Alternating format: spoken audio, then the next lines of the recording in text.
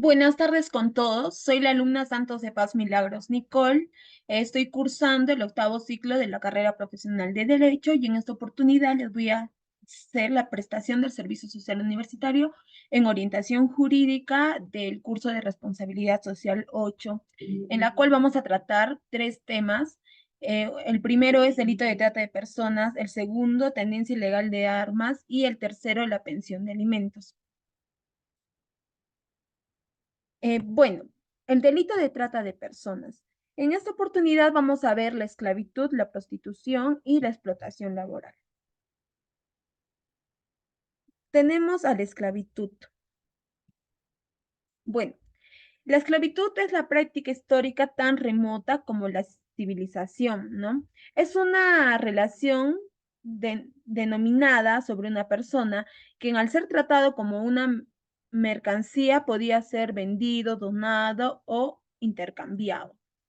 También se inició lucha contra la trata de blancas. Esto se refiere a la trata de mujeres, ¿no? Que nos dice que es el término, trata de blancas fue un término usado a final del siglo XIX y era utilizado cuando las mujeres europeas eran llevadas con fines de explotación sexual a diferentes países de Europa del Este, Asia y África. Definición de trata de personas según el protocolo del Palermo. Bueno, la trata de personas se entenderá la captación, el transporte, el traslado, la acogida o la recepción de personas recurriendo a la amenaza o al uso de la fuerza u otras formas de coacción, el rapto, al fraude, al engaño, al abuso de poder o de una situación vulnerable o a la concesión o recepción de pagos o beneficios a fin de obtener el consentimiento de una persona que tenga autoridad sobre otras, con fines de explotación. Ahora la captación. Bueno, es el transporte, el traslado, la acogida o la recepción de un niño con fines de explotación. Se considerará trata de personas ya, incluso cuando no se recurra a ninguno de los medios enunciados en el apartado, ¿no? Del presente artículo. Y ahora entendemos por un niño, se entenderá cuando es menor de 18 años. Las estadísticas nacionales. Bueno, el Ministerio Público registró 29.400 casos entre el 2018 y el 2023, aunque la cifra cayó considerablemente en la pandemia a 3.915 registros en el 2020. Está volviendo a acentuarse. El año pasado se obtuvo 6.107 casos y en lo que va también del 2023, ya casi acabando, 2.222 casos, ¿no? Y todos nos apunta que en diciembre de este año va a superar esa cifra. A nivel mundial, la trata de personas con fines de explotación sexual sigue siendo el segmento más amplio, pero en los últimos 10 años, de acuerdo con el último informe de la Oficina de Naciones Unidas contra la Droga y el Delito, se ha incrementado la trata de personas con fines de explotación laboral forzoso. Esto hace que el perfil de la víctima ya no sea solo femenino, sino también entre las personas tratadas haya aumentado el número de hombres también. Ahora les voy a hablar sobre la explotación. La explotación sexual, laboral y otras formas de explotación de las personas responden a escala global a la misma metodología de actuación de los mercados ilícitos. Esto es la oferta y la demanda de zonas pobres o zonas ricas, de aprovechamiento de países o zonas con debilidad institucional, ya sea por guerras, hambre, catástrofes naturales o inexistencias del Estado. La mayoría de las víctimas de la trata provienen de países más pobres del mundo y dentro de los propios países también los movimientos se dan de zonas pobres a zonas adineradas. El delito de trata de personas como un delito contra la humanidad. La trata de personas como manifestación de la criminalidad organizada transnacional en el mundo globalizado. La criminalidad organizada transnacional, como manifestación del crimen global, se expresa en la realización de estas redes de intercambio de los tráficos ilícitos, al aprovechar las rutas de otros tráficos, subcontratar, intercambiar información, intercambiar negocios ilícitos. Es así que en este contexto global, la trata de personas se vincula a otro fenómeno criminal del tráfico de personas, pues los tratantes aprovechan los flujos migratorios que en realidad son redes para los movimientos de personas con el fin de realizar el comercio en seres humanos, ¿no? Ahora vamos a ver sobre los instrumentos jurídicos. Tenemos a la Constitución Política del Perú en el artículo 2.24, literal B, que nos dice que nos permite formar alguna de restricción de la libertad personal, salvo en los casos previstos en la ley. Están prohibidas la esclavitud, la servidumbre y la trata de seres humanos en cualquiera de sus formas. Asimismo, tenemos el Código de los Niños, Niñas y Adolescentes, que en el artículo 4 nos dice que el niño y el adolescente tienen derecho a que se les respete su integridad moral, psíquica y física, y a su libre desarrollo y bienestar. No podrán ser sometidos a tortura ni a trato cruel o degradante. Se consideran formas extremas que afectan su integridad personal, el trabajo forzado y la explotación económica, así como el reclutamiento forzado, la prostitución, la trata, la venta y el tráfico de niños y adolescentes y todas las demás formas de explotación, ¿no? A continuación tenemos qué tipos de trata de personas existen en el Perú. Bueno, en el Perú las formas de trata de personas con mayor incidencia son la explotación sexual y laboral. Pero también existen otras formas como la compra y venta de niños, niñas y adolescentes, extracción o tráfico de órganos o tejidos humanos. Pero vamos a ver en esta oportunidad la explotación sexual y laboral.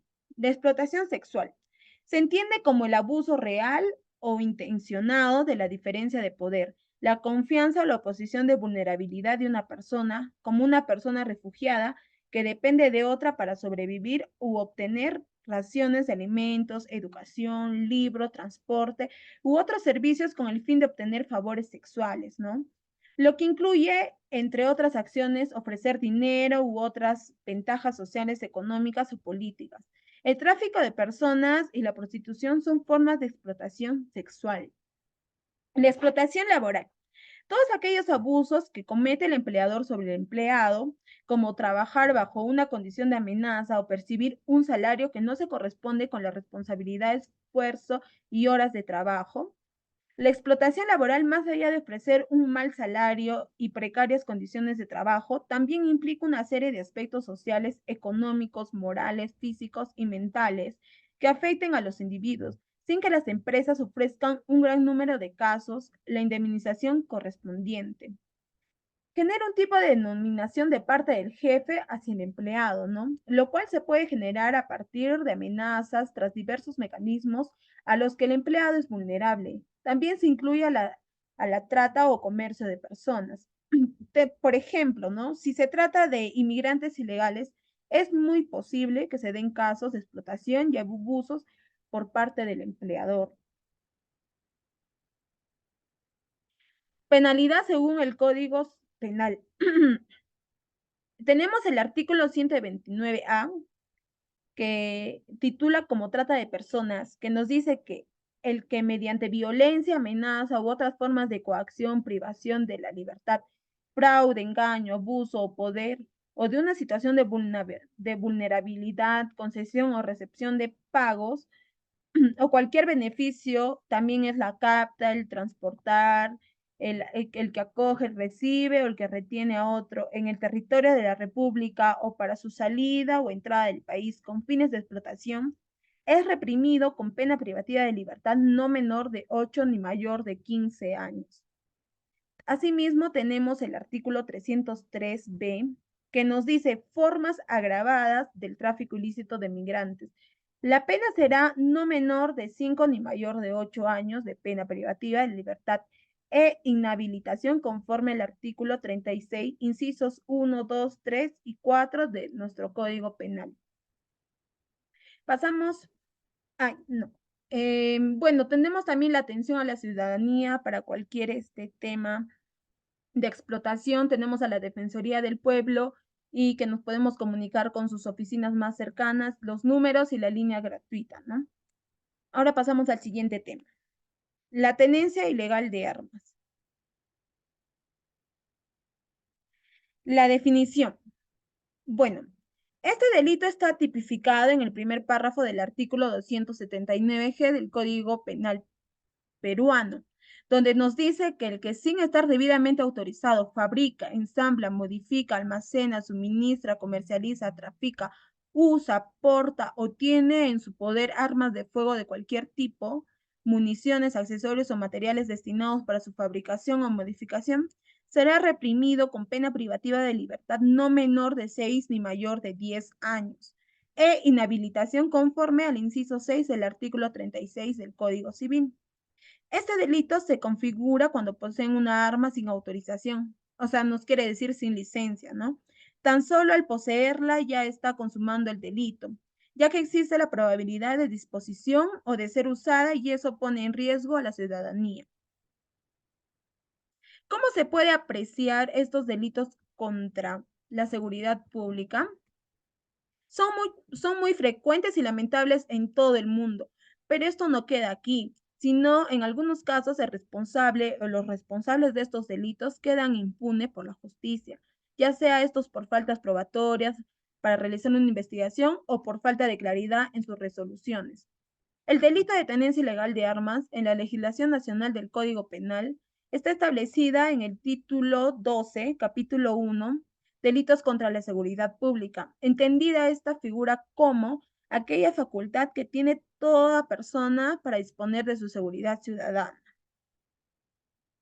Tenemos a dos tipos de sujetos y también a la conducta. El sujeto activo. Bueno, el sujeto activo de este delito vendría a ser la persona que comete el acto delictivo y el probable imputado. Asimismo, tenemos al sujeto pasivo. Bueno, el sujeto pasivo de este delito vendría a ser toda la sociedad, ¿no? Y la conducta. Bueno, la conducta se consuma tan solo al poseer un arma o alguna herramienta explosiva que ponga en riesgo la seguridad pública. Muchos piensan que este delito es cuando disparas o afectas la salud de alguien, ¿no? Pero no es necesario tener que usar el arma y amenazar, porque tan solo al tener un arma y caminar con ello ya estás poniendo en riesgo a toda la ciudadanía. Pasamos al tercer y último tema, que es la pensión de alimentos. Como introducción. Bueno, los niños, niñas y adolescentes requieren del sustento económico y del soporte emocional para poder desarrollarse íntegramente hasta llegar a la adultez, ¿no? Debido a ello, el derecho obliga a los padres, mediante la patria potestad, a encargarse de todas las necesidades de sus hijos.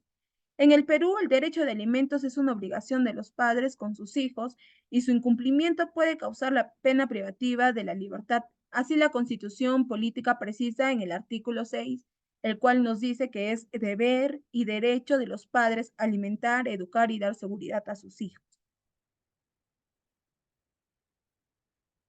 Bueno, en este sentido, el derecho de alimentos puede concebirse como el soporte alimentario que debe recibir un hijo para su desarrollo óptimo. Nuestro Código Civil nos indica lo siguiente. En el artículo 472 nos dice que se entiende por alimentos lo que es indispensable para el sustento, habitación, vestido, educación, instrucción y capacitación para el trabajo, asistencia médica y psicológica y recreación según la situación y posibilidades de la familia. También los gastos del embarazo de la madre desde la concepción hasta la etapa del postparto. Tenemos también la asignación de alimentos a cada familiar. Primero tenemos al excónyuge, ¿no? En el caso del excónyuge, inocente en ocasional divorcio, si éste careciese de bienes propios o de gananciales suficientes o estuviera imposibilitado de trabajar o de subvenir a sus necesidades por otro medio, el juez le asignará una pensión alimenticia no mayor de la tercera parte de la renta de aquel, ¿no? También tenemos los alimentos durante el embarazo. La madre tiene derecho a alimentos durante los 60 días anteriores y los 60 posteriores al parto, así como el pago de los gastos ocasionados por este y por todo el embarazo. Y por último, tenemos a los descendientes mayor de edad con discapacidad. El, ma- el mayor de 18 años solo tiene derecho a alimentos cuando no se encuentra en aptitud de atender a su subsistencia por causas de incapacidad física o mental debidamente comprobadas. Tenemos a las características del derecho alimentario. En mención pueden establecerse 4 características del derecho alimentario. El primero es la intransmisible. Bueno, el acreedor no puede transmitir su derecho si el alimentista fallece. Entonces, no existe motivo justificado para que sus herederos gocen de este derecho.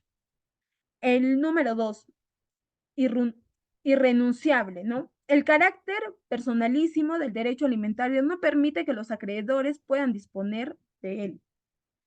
El número 3, intransigible. Se encuentra relacionado con la característica anterior. El derecho alimentario se encuentra fuera de comercio. Y por último, el número 4, incompensable. El alimentante no puede obtener en compensación al alimentista lo que éste le debe por otro concepto. Y por último tema tenemos la extinción de la obligación, la cual nos dice que la deuda alimenticia cesa con la muerte del obligado a prestar alimentos, con la muerte de alimentista, con el cambio en los medios de fortuna de alimentos o del alimentante, cuando el alimentista está necesitado a causa de su mala conducta o falta de aplicación al trabajo y cuando incurre en alguna de las causas que dan lugar a la desideración, ¿no? Eso sería todo. Muchísimas gracias por su atención prestada.